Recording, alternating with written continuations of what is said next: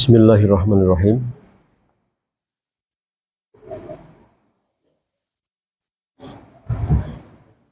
Bismillahirrahmanirrahim.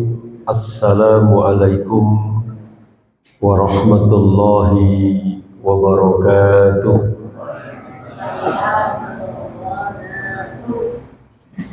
Innal hamdalillah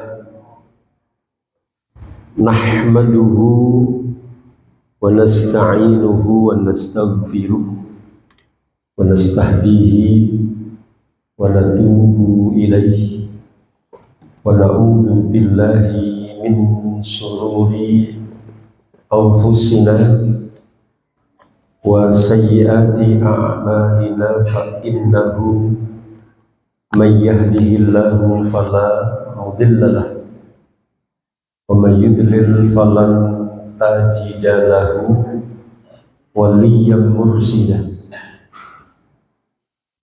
Nasyhadu an la ilaha illallah wahdahu la syarika lah wa nasyhadu anna Muhammadan abduhu wa rasuluh alladzi la nabiyya wa la rasula ba'dah. Allahumma shalli wa sallim wa barik ala nabiyyina wa rasulina Muhammadin wa ala alihi wa ashabihi wa man tabi'a hudahu ila yaumiddin. Qala Allah ta'ala wa tabaraka fi kitabihil karim ba'da na'udzu billahi minas syaitonir rajim. Bismillahirrahmanirrahim. Ya ayyuhalladzina amanu taqullaha haqqa tuqatih wa la tamutunna illa wa antum muslimun. Wa qala ya ayyuhalladzina amanu taqullaha wa qulu qawlan sadida yuslih lakum a'malakum wa yaghfir lakum dzunubakum wa may yuti'illaha wa rasulahu faqad faza fawzan 'azima. Allahumma arhamna bil Qur'an. Ma'asyiral muslimin wal muslimat, ibu-ibu, bapak-bapak dan segenap jamaah yang kami muliakan, ingkang mugi tansah winantu rahmat barokahipun Allah Ta'ala. Pertama kita panjatkan rasa syukur kita yang sedalam-dalamnya dan setulus-tulusnya tentunya kepada Allah Ta'ala atas segala nikmat yang seandainya para nabi dan rasul pun menghitung nikmat itu tidak akan mampu. Salawat bermahkotakan salam kita haturkan kepada uswah dan qudwah kita, tauladan dan pimpinan kita, baginda Rasulullah Muhammad sallallahu alaihi wasallam, yang tentunya kita berharap mendapatkan syafaatnya kelak fi yaumil akhir. Jamaah rahimakumullah, yang tidak perso barangkali terkejut, ini sih kok tidak. Yang tahu ya karena tahu. Kalau istilahnya tidak ada rotan maka seadanya, gitu ya Pak ya. Bukan, ini antaranya pun bukan ini. Ini seadanya saja. Saya boleh pinjam Al-Quran? Kalau Bapak Ibu yang dirahmati dan dimuliakan oleh Allah, jadi karena ini bukan rotan maka seadanya saya akan menyampaikan hal yang diminta oleh panitia. Ya.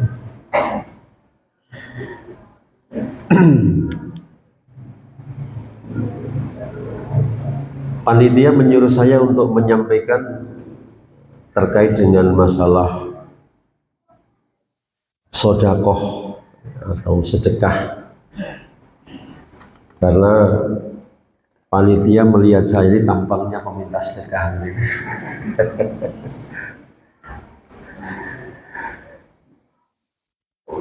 Jamaah rahimakumullah, sodakoh atau sedekah ini kalau di dalam Al-Quran Allah sebutkan menjadi salah satu amalan yang orang yang sudah meninggal minta supaya dihidupkan gara-gara sedekah, orang yang didatangi malakul maut inginnya nyetop malakul maut, mas malaikat kula ampun dicabut riyen nyawa kula arep napa tak sedekah. Sing wis mati nyuwun supaya dipun gesangaken malih wonten alam donya arep napa pengin sedekah. Berarti sedekah itu amalan yang dahsyat apa bukan? Hebat apa bukan? Kalau sedekah adalah amalan yang hebat, amalan yang dahsyat, mestinya kita lakukan. Ya.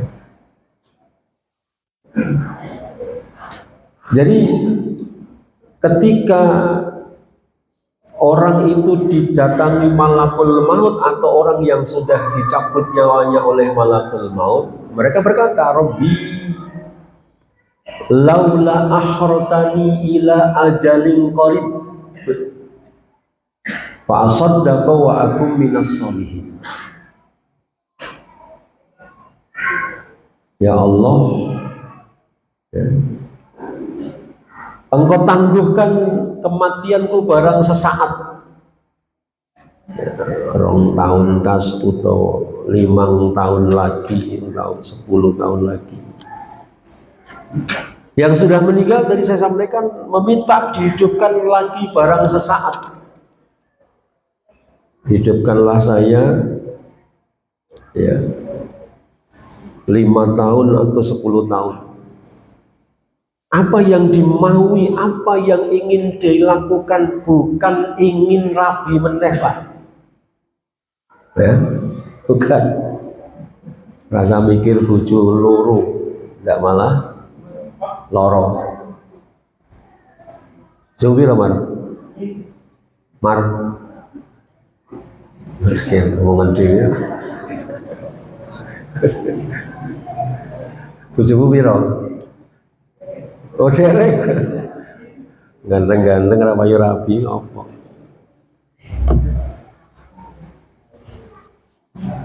Rabbi laula akhartani ila ajalin qarib. Itu yang dimaui adalah fa'asaddaqa, saya ingin bersedekah.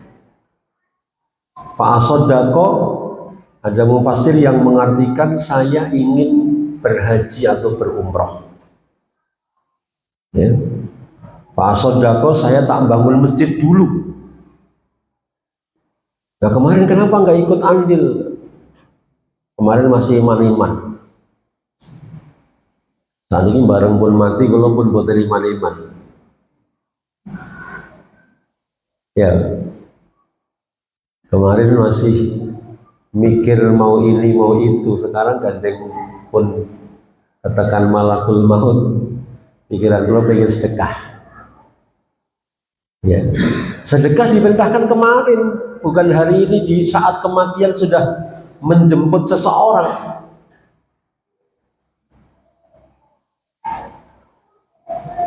Boyolali ini tampaknya perlu ada tokoh yang jadi pengeram-eram, ya, pengeram-eram wong Boyolali atau orang Jawa Tengah. Karena di Boyolali ini atau ya khususnya di Boyolali, saya belum ketemu orang yang bosen jadi orang kaya. Anda, antum, ya Pak, ya Ustadz, bosen jadi orang kaya. Belum pernah kaya. Berarti bosan jadi orang titik-titik kaya. Saya hanya pengen tahu di mana alamat orang Boyolali yang bosan jadi orang kaya, Pak. Artinya dia benar-benar orang kaya, tapi bosan.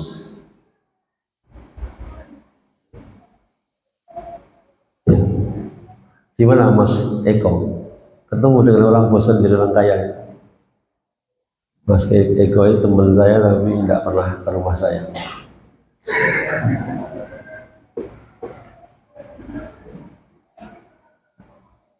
Saya pernah ketemu dengan orang yang bosan jadi orang kaya, Pak.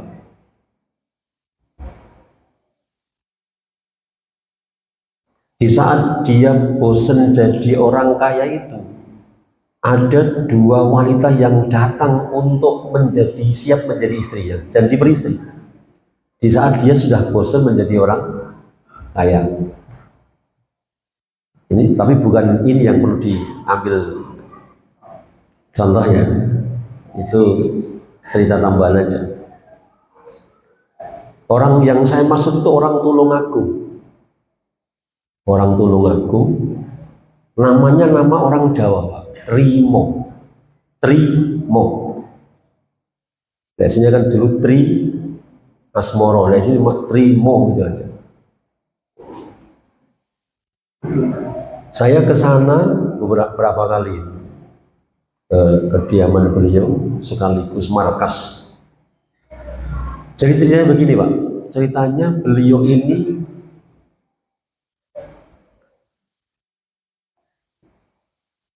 seorang pemilik perusahaan snack yang cukup besar di Jawa Timur, tepatnya di Tulungagung.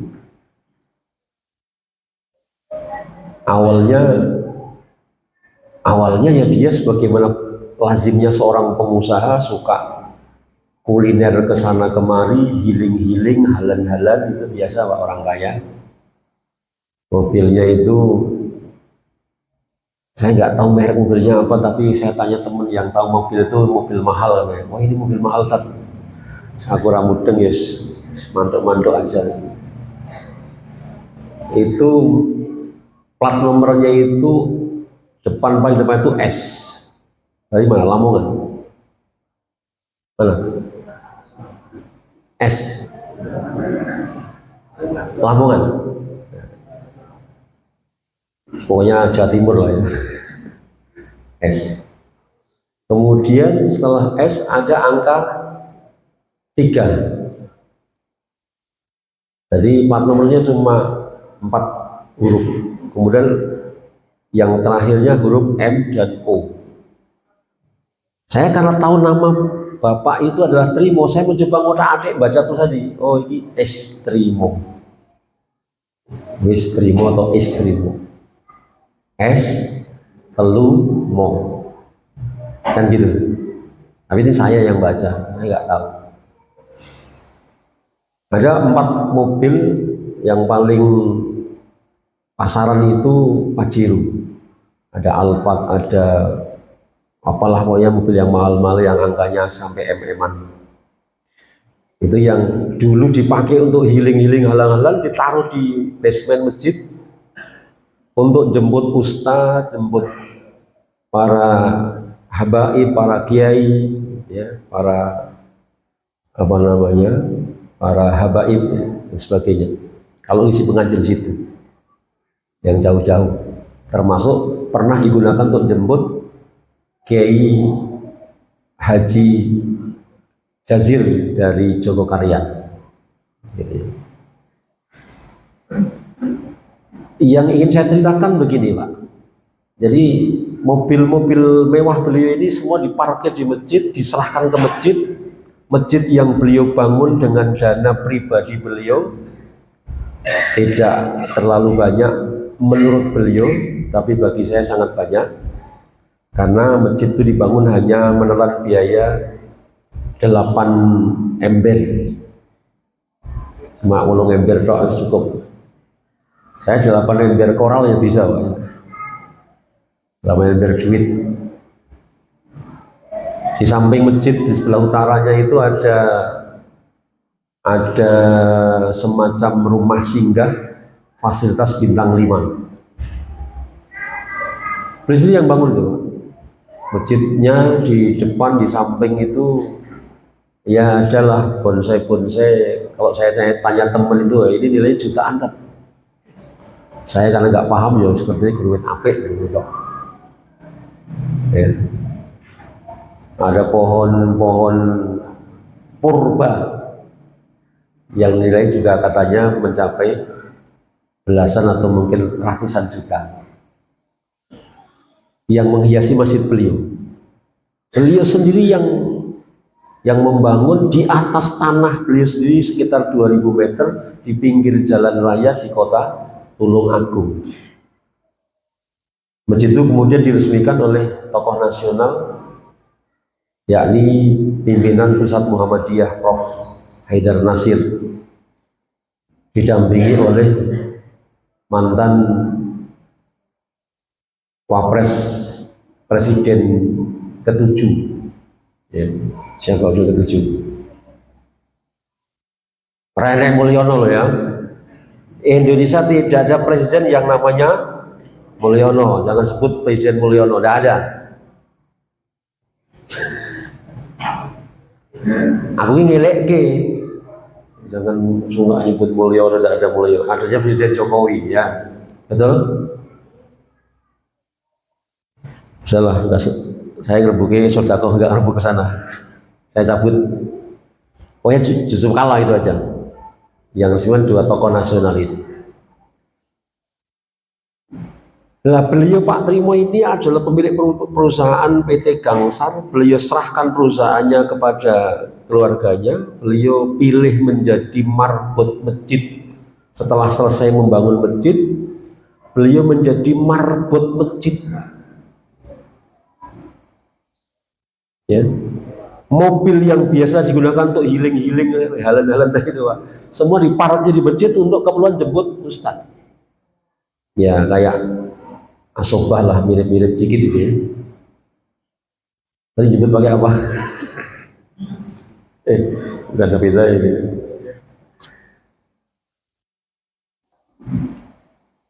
Coba Pak, dari orang seperti itu keadaannya, dia memilih menjadi marbot masjid, dia sudah meninggalkan glamor dan prestis duniawi, bahkan itu yang kadang membuat orang yang nggak kenal itu ya, beliau penampilannya biasa. Jazir saat datang dijemput pakai mobil yang Lamborghini atau apa tadi itu ya, turun dari mobil, dibawakan kopernya atau tasnya, dimasukkan ke rumah singgah yang fasilitas hotel tadi itu, kemudian dipersilakan masuk. Pak Trimonya kembali RC masjid. Jazir manggil salah seorang pengurus masjid, saya mau diketemukan dengan Pak Haji Trimo, sudah sampai sini. Tadi kan pun pinang Ki Pak Yai. Yang mana? Engkang ngasto tasbih kalau mau niku Pak Trimo. Lemes Pak Jazir.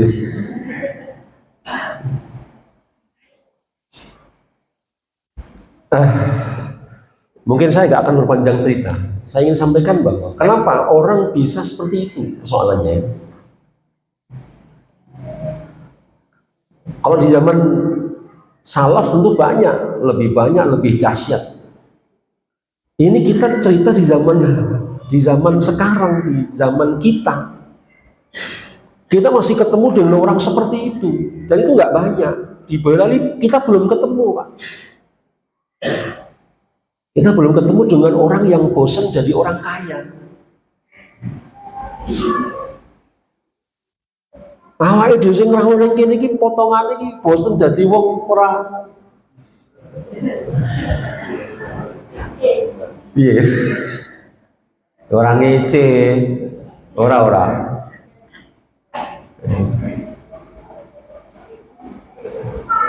Kenapa sampai ada orang bosan jadi orang kaya? Ini pertanyaan. Kenapa bisa seperti itu? Karena sebuah keyakinan. Ya. Ada jawaban menarik dari seorang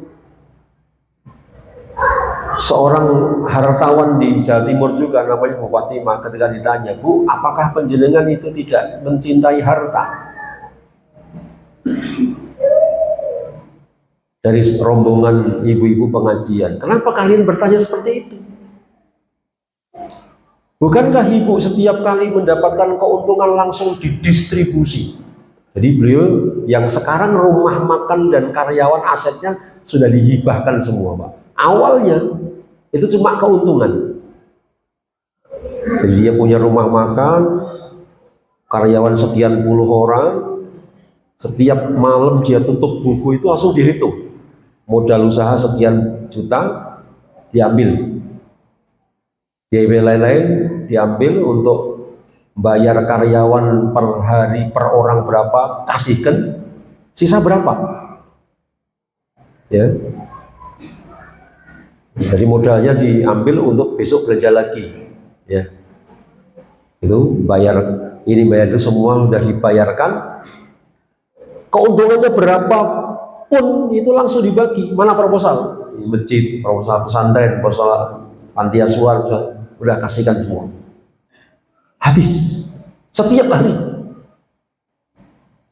Ini juga orang nggak, menurut kita adalah orang yang nggak suka duit. Kita ketika mencintai duit, maka duit akan kita kantongin. Digegem sampai medanteng megare angel. Betul? Betul nggak? Saking cintanya kita kepada duit, saat ada kotak infak keliling, tangan kita nggak punya mata ning roh duit. Sampai ngandelan. Tangan kita ndek mripat ning roh duit. Buktinya nek kotak infak sampean ngrogo kantong seret kaku. Kuwi anu kok dioncek liyane sik. Siretok kandel geser meneh. Ngantek kepethuk duit sing tidak bisa tegak lurus berdiri. Kuwi nek apese 2.000 ya paling-paling 5.000 10.000 lah ya. Ijek rapate aku ini kandel 50.000. Nek kresek-kresek 100.000. Ini tangannya roh. Betul enggak? Mula mari mati nek wong Jawa bilang, kotak infak yo diuri duit rata-rata sing paling akeh kuwi nek sampean bongkar kotak infak kuwi 2.000-an. Betul? Takmir masjid yang masjidnya infaknya rata-rata 100.000 atau minimal 50.000. Cung, masjid endi? Nasoba. Jaga karyan.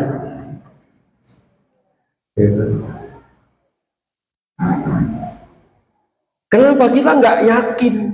Allah Ta'ala billahi minasyaitonir rajim berfirman, Masalul ladzina yunfikuna amwalahum fi sabilillahi kamasali habbatin ambatat sab'a sanabila fi kulli sumbulatin mi'atu habbah wallahu yudha'ifu liman yasha' wallahu wasi'un alim. Masalul ladzina yunfikuna amwalahum fi sabilillah, kegambarane wong sing belanjake, sing nafkahke, sing nginfaki bandane ana dalane Allah Ta'ala kuwi kaya dene wong nandur tanduran sak las, sak kecil, satu butir, satu biji, tumbuh 7 tangkai, tukul 7 uli. Saben sak uli ana isine wohe 100. Yang ditanam berapa? 1 butir. Tumbuh berapa? Tumbuh 7 batang. Wong Jawa ngarani 7 uli. Setiap batang ada buahnya berapa kata Allah? 100. Kalau dihitung berapa biji tadi? Menjadi 700.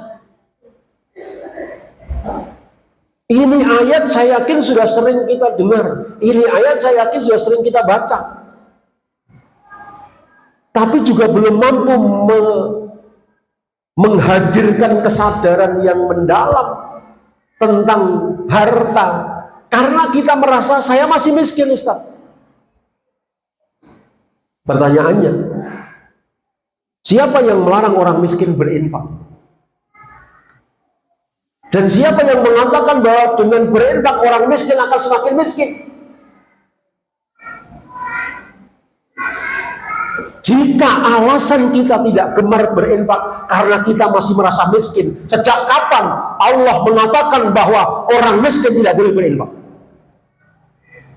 Dan sejak kapan Allah mengatakan bahwa dengan berinfak orang miskin akan semakin menderita?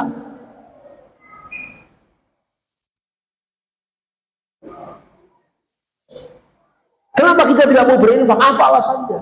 Alasannya karena kita hubbud dunya wa karahiyatul maut. Karena terlalu cintanya kita kepada dunia dengan cara yang salah. Dan kita takut dengan kematian. Maka berinfak bukan menjadi sebuah amalan yang membahagiakan. Berinfak bukan menjadi sebuah amalan yang menyenangkan. Ya. Jumatan, pengajian, kota infak, dikelilingi, dorong, seret. Pokoknya yo ngantuk, golek-golek, oh dorong neh. Sekarang main tok serak krungu. Lha kota infak guru keliling tok yo. Ya nanggor siji loro 2000 ki mau. Ya. Ini potret di hampir semua tempat kita seperti itu. Karena mereka punya anggapan bahwa infak itu mengurangi hartanya, padahal berinfak itu cara cerdas untuk mengembangkan harta. Orang yang gemar berinfak tinggi itu ibarat orang membuka plafon udara begini. Semakin besar dan semakin banyak infak kita semakin longgarkan ruang kita ini. Sehingga udara, sehingga oksigen banyak yang masuk. Semakin sedikit dan semakin jarang kita berinfak, kita turunkan plafon sehingga udara kita semakin sumpek. Itulah realitas sebenarnya, tapi kadang orang nggak paham. Kenapa? Saya menyimpulkan seperti itu dengan sebuah hadis Nabi Shallallahu Alaihi Wasallam. Di saat pagi menjelang subuh, malaikat sudah berdiri di depan pintu kita. Bila kita bangun tidur, kemudian sholat tahajud, kemudian sholat witir, kemudian membaca syahidul istighfar, kemudian berbanyak doa dan wirid yang lainnya jika masih ada waktu, kemudian datang waktu subuh, kita cari dompet kita cari duit kita ambil 1 lembar, 2 lembar, berapa terserah, kita jadikan sebagai sebuah kebiasaan setiap fajar. Kemudian kita masukkan ke kotak infak. Oh, ini ada pondok ini, ada pesantren ini, ada SD ini, ada masjid ini, dan seterusnya. Kita masukin 2000 tapi sekian banyak, 5000 tapi sekian banyak, 10.000 sekian kotak. Apa yang akan kita dapatkan para jemaah? Malaikat yang berdiri di depan pintu kita akan mengangkat tangannya berdoa kepada Allah. Allahumma ya Allah, Allahumma a'ti ya Allah, berikanlah ganti ya Allah kepada munfiqan, orang yang berinfak di rumah ini ya Allah. Yang berdoa siapa? Yang berdoa siapa? Malaikat. Salah satu syarat mustajabnya doa itu adalah ketika yang berdoa itu tidak banyak melakukan maksiat. Pertanyaan saya, pernahkah malaikat bermaksiat? Pernahkah malaikat bermaksiat? Malaikat la ya'sunallaha ma amarahum. Malaikat tidak pernah bermaksiat kepada Allah atas apa yang Allah titahkan kepada mereka. Tidak ada satupun yang dimaksiati oleh malaikat. Ya. Malaikat yang mengangkat tangannya berdoa kepada Allah Ta'ala. Tidakkah kita yakin bahwa yang berdoa kepada kita, berdoa untuk kita kepada Allah adalah malaikat-malaikat Allah. Ada yang membiarkan infak fajar? Kalau Anda adalah orang yang membiasakan infak fajar, saya yakin rizki Anda pasti lancar. Tidak mesti banyak, rizki Anda mesti berkah, rizki Anda mesti lebih baik. Karena yang berdoa kepada penjenengan adalah malaikat Allah. Allahumma a'ti munfiqal halaba. Ya Allah, berikanlah ganti yang lebih baik. Ya Allah, berikan ganti yang lebih banyak. Ya Allah, berikan ganti yang lebih berkah. Ya Allah, berikan ganti kepada orang yang berinfak. Ya Allah.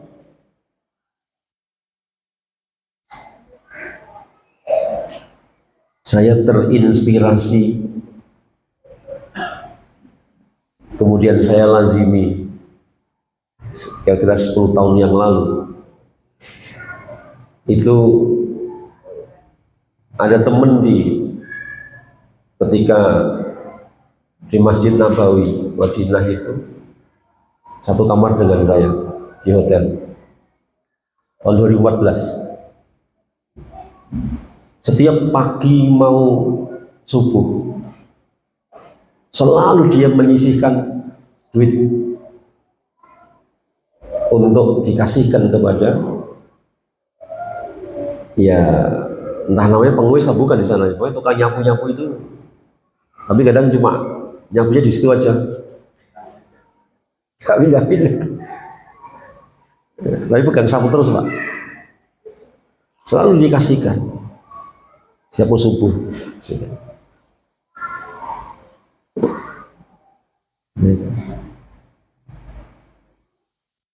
Itu yang kemudian menginspirasi kita untuk, bukankah itu memang janji Allah Ta'ala? Kenapa kita tidak yakin? Dan kita mencoba, dan kita sampaikan kepada yang lain, kepada jamaah, cobalah Bapak Ibu di sini berinfak setiap fajar.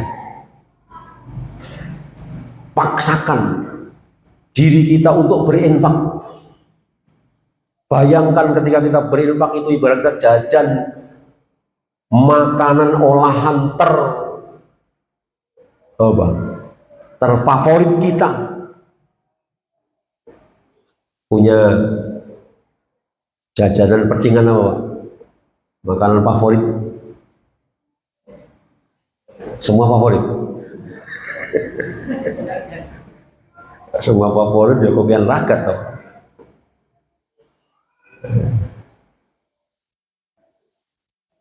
Saya yakin bahwa Pak, jajan itu ya tidak mungkin rasanya bagi yang suka di jalan itu jajan seminggu sekali itu kayaknya berat. Ya ada yang tidak bisa jajan. Oke, misalnya jajan tidak apa-apa Pak, tapi infaknya juga setiap hari. Kalau kita ingin menyongsong rezeki yang lebih berkah, ingin menyongsong rezeki yang lebih baik, salah satunya berwasilah dengan berharap doa malaikat. Siapkan uang infak sebelum sholat subuh. Entah dikasihkan ke kotak infak di masjid, atau dikasihkan di kotak infak di rumah kita dari pondok A, pondok B, pondok C, sekolah A, sekolah B, sekolah C. Setelah sebulan atau berapa kira-kira jumlahnya kira-kira memadai, suruh ambil. Ya. Ada di sana doa malaikat. Ya. Kalau saya bercerita tentang testimoni orang yang berinfak kemudian mendapatkan keajaiban-keajaiban itu di dalam catatan para ulama atau para salaf terlalu banyak, kan? Terlalu banyak. Ya. Saya tutup dengan cerita salah satu sahabat Nabi Shallallahu Alaihi Wasallam. Kalau tadi saya ceritakannya orang sekarang, kalau sahabat memang ya sahabat, memang luar biasa kalau sahabat. Tapi kita juga perlu mendengar. Sahabat itu juga ada yang pernah merasa bosan jadi orang kaya itu ada. Sahabat itu adalah Abdurrahman bin Auf. Abdurrahman bin Auf itu memang dikenal sebagai ahli bisnis, ahli dagang. Kalau orang Jawa mengatakan lungko di bringkel jadi kencono, lungko di bringkel jadi kencono iso. Bahasanya sampai seperti itu. Abdurrahman bin Auf itu di mana dia berada, ada kerumunan orang, ada pasar, maka insting bisnisnya main, dan dia langsung bisa tahapannya itu tek tek tek tek gitu ya. Masya Allah.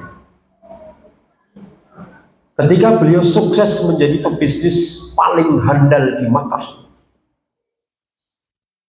situasi dan keadaan kaum muslimin di Mekah tertindas. Rasul diperintahkan oleh Allah Ta'ala untuk berhijrah ke Madinah, Yastrib. Abdurrahman bin Auf memilih untuk berhijrah dengan meninggalkan seluruh aset hartanya di Mekah. Dia datang ke Madinah tanpa membawa harta sekeping pun. Tapi Rasulullah luar biasa, di Madinah dia dipertemukan dengan salah seorang sahabat Ansor, namanya Sa'ad bin Rabi. Ada program ta'khir mempertemukan, mempersaudarakan sahabat Muhajirin dan Ansor. Salah satu yang diketemukan adalah Abdurrahman bin Auf dari Mekah, disaudarakan oleh Rasulullah dengan sahabat Ansor namanya Sa'ad bin Rabi. Sa'ad bin Rabi tahu betul bahwa Abdurrahman ini menurut cerita Rasulullah, ngendikani Rasulullah adalah seorang bisnismen ulung, tetapi datang ke Madinah tanpa membawa harta apapun. Ketika dipersaudarakan, maka kemuliaan hati sahabat Sa'ad bin Rabi itu muncul. Sahabat Ansor itu orang-orang mulia. Wahai Abdurrahman bin Auf, kami tahu bahwa Anda datang ke tempat ini dengan meninggalkan harta duniawi di Mekah. Anda datang kemari tidak punya apa-apa. Saya sebagai orang yang dipersaudarakan dan memang seorang muslim bersaudara dengan wahai Abdurrahman, saya punya kebun 2, silahkan ambil 1, saya relakan untuk panjenengan, silahkan dikelola hasilnya, silahkan dimanfaatkan. Saya bahkan punya tempat tinggal 2, panjenengan pakai yang 1, yang mana yang panjenengan suka, silahkan dipakai. Saya punya tempat tinggal bukan yang 2, ada beberapa tempat tinggal. Ya. Sampai wallahu a'lam ada yang menambahkan, saya dengar dari Ustadz Abdullah Manaf Amin, mohon maaf mencatat nama beliau. Wahai Abdurrahman bin Auf, saya punya istri 2. Kamu pilih salah satu, yang mana yang kamu suka, saya akan ceraikan dengan baik-baik, saya akan jelaskan kemuliaan engkau agar mau menerima dirimu, saya akan ceraikan dan silahkan dinikahi. Bisa pol-polan nih Pak. Masih itu garwane artinya kaki lanting, latok.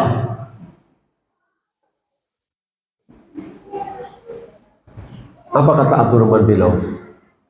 Ya kalau saya bersaudara itu kemudian mengurangi kebahagiaan panjenengan, ya saya egois. Sudahlah, tidak usah berpikir menyerahkan kebun, menyerahkan rumah, apalagi menyerahkan keluarga atau istri. Wahai saudaraku Sa'ad bin Rabi, cukup engkau tunjukkan di mana pasar di kota Madinah ini, saya akan berdagang. Singkat cerita, ketemu pasar, Abdurrahman bin Auf di konglomerat. Nah, itu aja, jangan cerita kok ya. Itu. Yang ingin saya sampaikan, Sampai pada kondisi Abdurrahman bin Auf membayangkan piye rasanya dadi wong melarat.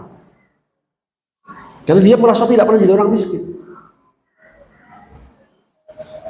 Sampai datang suatu peristiwa, ya, yakni terjadinya wabah pada waktu itu di zaman Abdurrahman bin Auf yang menimpa negeri Syam. Itu sedang ada wabah, ya, penyakit. Kalau dulu disebut dengan taun, kalau kemarin disebut dengan COVID-19, kira-kiranya sama, Pak, ya, COVID-19. Seandainya munculnya sekarang, ya namanya bukan taun. Di saat yang sama Madinah terjadi, kalau Syam ada wabah namanya pagebluk, ya kan? Wabah penyakit taun. Beda dengan Syam, beda dengan Madinah. Madinah dilanda paceklik. Kenapa? Karena di Madinah itu terjadi, kalau istilah orang Indonesia itu kaitan dengan panen padi, namanya pusung, gagal panen. Abdurrahman bin Auf, singkat ceritanya begini, Pak. Ini perekonomian Madinah tidak mungkin bisa berjalan kalau semua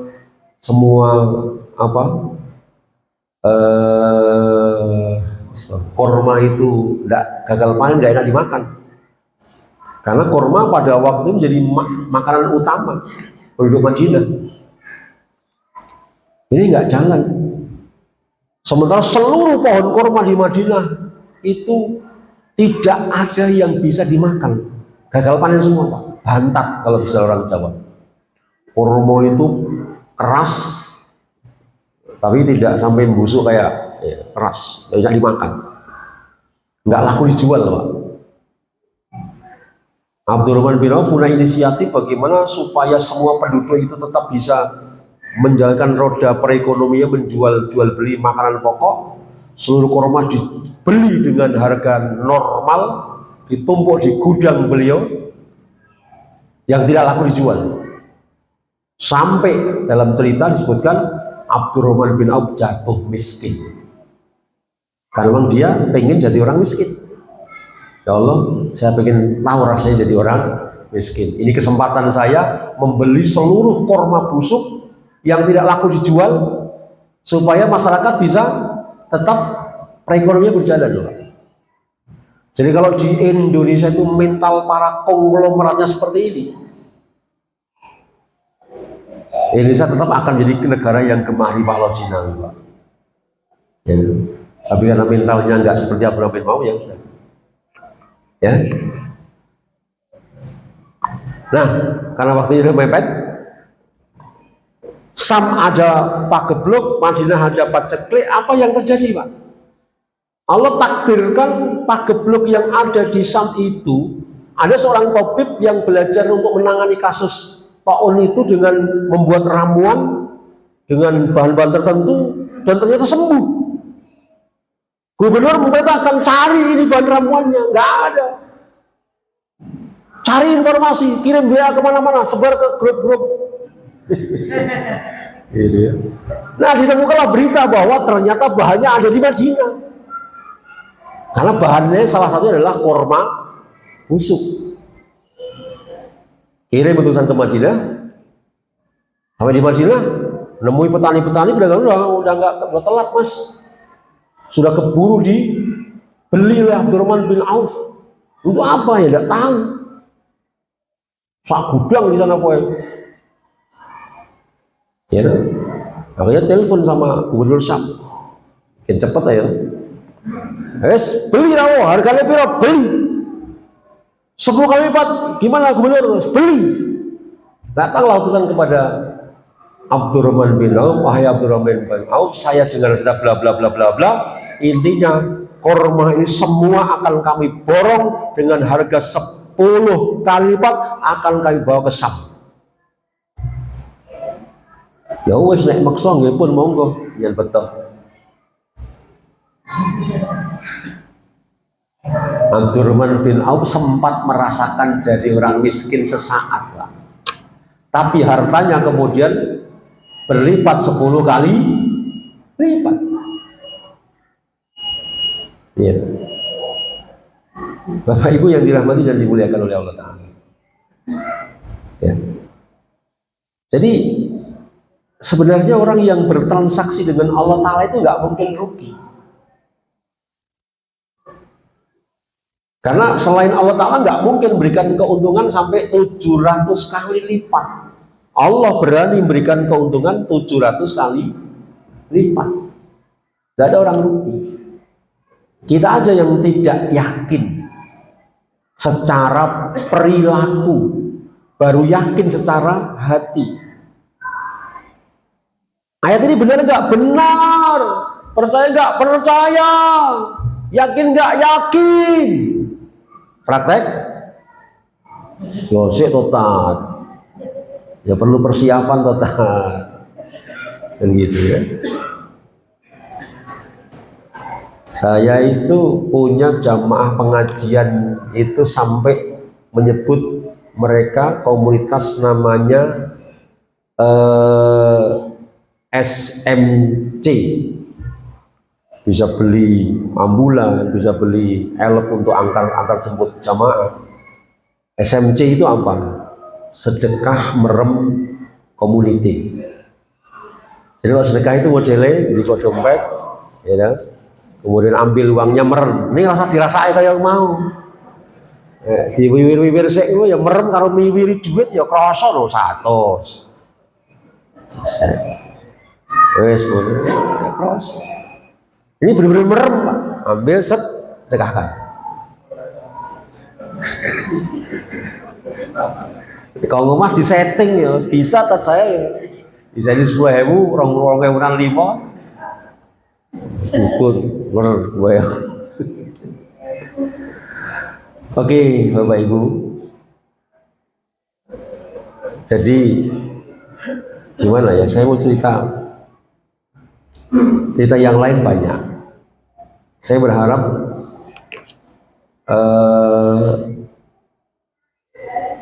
kita praktekkan masalah sedekah ini.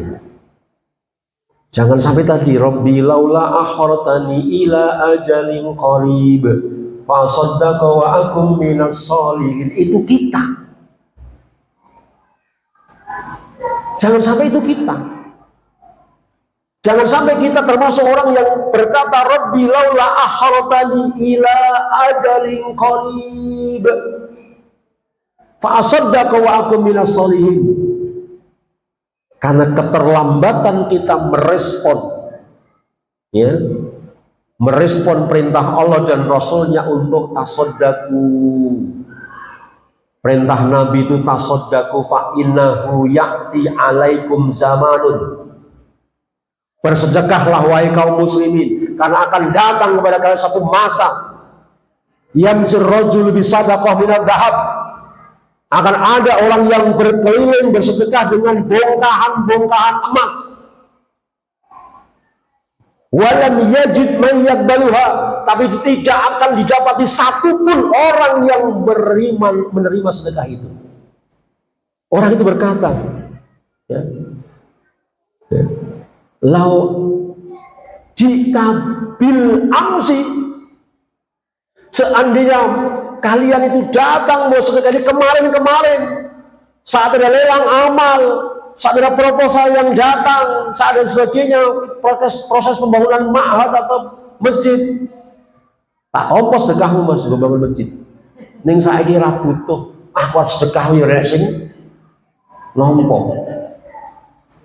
Ya, jangan sampai kita kedahuluan masa di mana kemakmuran akan ditumpah ruahkan oleh Allah Ta'ala. Kita mau bersedekah, tidak lagi ada orang yang mau mengambil sedekah kita. Kapan sedekah? Saat ini. Kapan sedekah? Sekarang. Mumpung masih banyak yang bisa menampung sedekah-sedekah kita. Karena akan fa'innahu ya'ti alaikum. Fa innahu ya'ti 'alan nas zamanun, akan datang kepada kalian, akan datang kepada manusia zaman di mana orang berkeliling membawa sedekah, tapi tidak ada yang mau menerima sedekah itu. Apakah kita akan menunggu seperti itu? Jadi sedekah tidak menunggu harus kaya. Sedekah tidak menunggu harus kita punya banyak duit. Tapi sedekahlah, maka Allah akan berinfaklah, maka Allah akan berinfak kepada kita. Ya, jamaah rahimakumullah, masjid yang kita pakai untuk taklim, masjid yang kelihatannya memang mentereng dan memang mentereng dibandingkan dengan masjid saya. Kalau dibandingkan dengan masjid yang lain ya nggak tahu.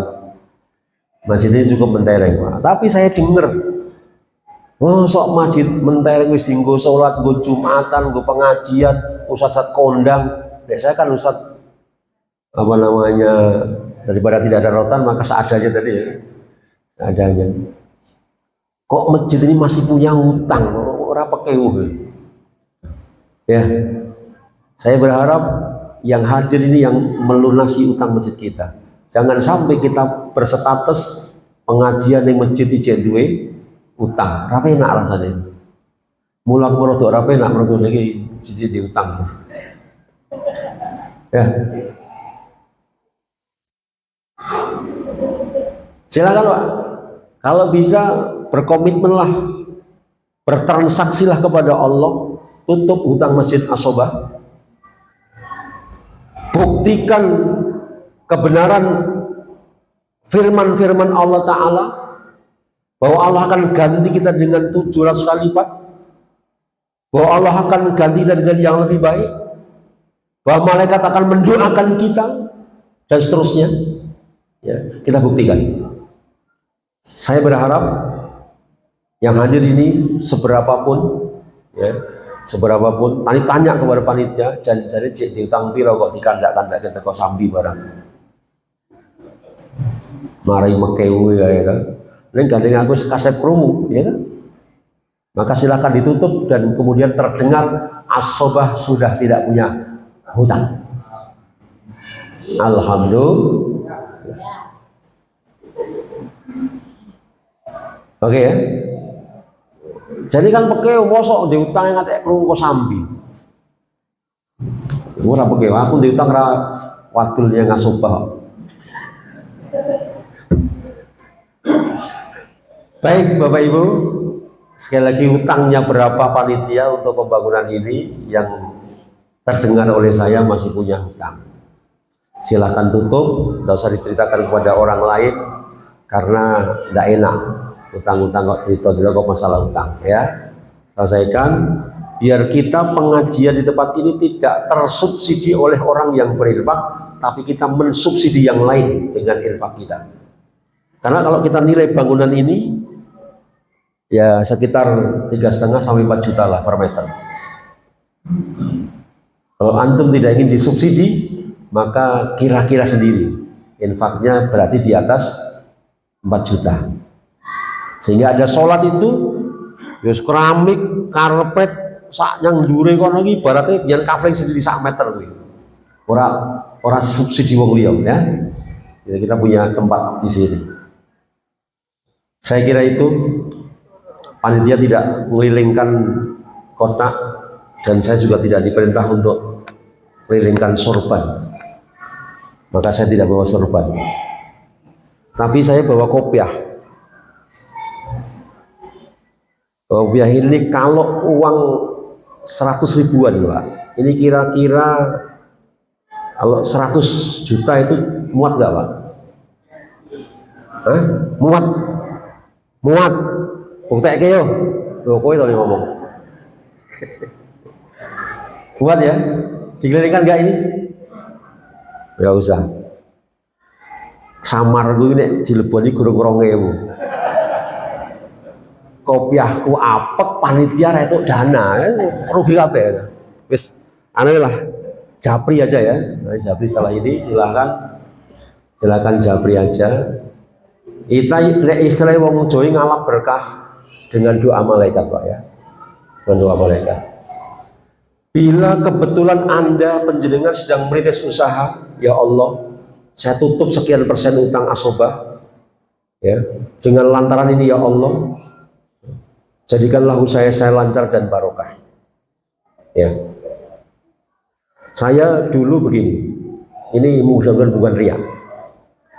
Saya waktu itu di Pelkoto datang ke sebuah pengajian di daerah Tawangmangu. Ada pesantren tinggi Al-Quran namanya Dalfat. Tabligh akbar di situ, saya diminta hadir. Ustaz pokoknya hadir karena pengajian pengisi di sini. Nah, saya merasa di Pelkoto Pak, karena waktu itu ada tahrid infak yang cukup menggetarkan jiwa saya. Tapi saya sedang bangun di Al-Hikmah. Ya Allah, saya mau bangun, tapi saya kalau nggak infak kayaknya kok ya piye gitu. Tapi kalau saya infak, apakah saya harus yakin ya Allah? Wah, kalau saya berinfak kok akan ganti ya Allah. Saya berdoa ya Allah, saya akan berinfak. Ya, saya berinfak 20 juta seketika itu. Tapi bayarnya bilang panitia tak bayar besok ya. Waktu itu nggak bayar, masa bulan 20 juta ya tidak bawa lah orang sekolah saya. Saya berdoa ya Allah, berikanlah ganti untuk pesantren saya ya Allah. Selang berapa bulan Pak, oke, saya telepon di orang Kalimantan, belum pernah ketemu dengan saya. Ya, adiknya aja yang ngaji sama saya. Saya tahu Ustaz mau beli gini mau bangun pesantren tahfidz Al-Hikmah. Ngomong sama saya itu, saya dari besan saya di Purworejo, saya sampai Prambanan kira-kira ya hampir 1 jam. Chat, bukan telepon Pak, cuma WA-an, chat, chat-chatan. 1 jaman sampai di Prambanan. Ya udah kalau begitu saya titip uang 250 juta. Saya hanya infak 20 juta Pak, tapi saya dapat infak orang lain untuk program pesantren yang saya rintis 250 juta. Ini real pernah saya alami. Jadi kalau kita bertransaksi dengan Allah Ta'ala, apa yang meragukan kita? Ya, jadi berharap kajian malam ini menginspirasi, memotivasi seluruh jamaah, atau mengajak jamaah, mengajak keluarganya, handetolannya, supaya juga berkontribusi. Silahkan hutang asobah di pertemuan dengan saya 5 tahun lagi sudah lunas. Karena belum tentu saya diundang 5 minggu lagi, belum tentu ya. Ini aja saya dipaksa Mas Dedi, Ustadz kalau sampai nggak mau datang, saya nggak mau lagi jualan tanah Ustadz. Wah, saya mati kutu, lebih lumayan rapanya, lagi duit. Akhirnya saya datang. Tapi Mas Dedi malah pamit, Tat, aku nggak hadir, anak aku sakit katanya. Ya sudah benar diberikan kesembuhan oleh Allah Ta'ala. Kita akhiri, molor itu, dengan istighfar. Subhanakallahumma wa bihamdika, asyhadu an la ilaha illa anta, astaghfiruka wa atubu ilaik. Walhamdulillahirabbil alamin. Assalamualaikum warahmatullahi wabarakatuh.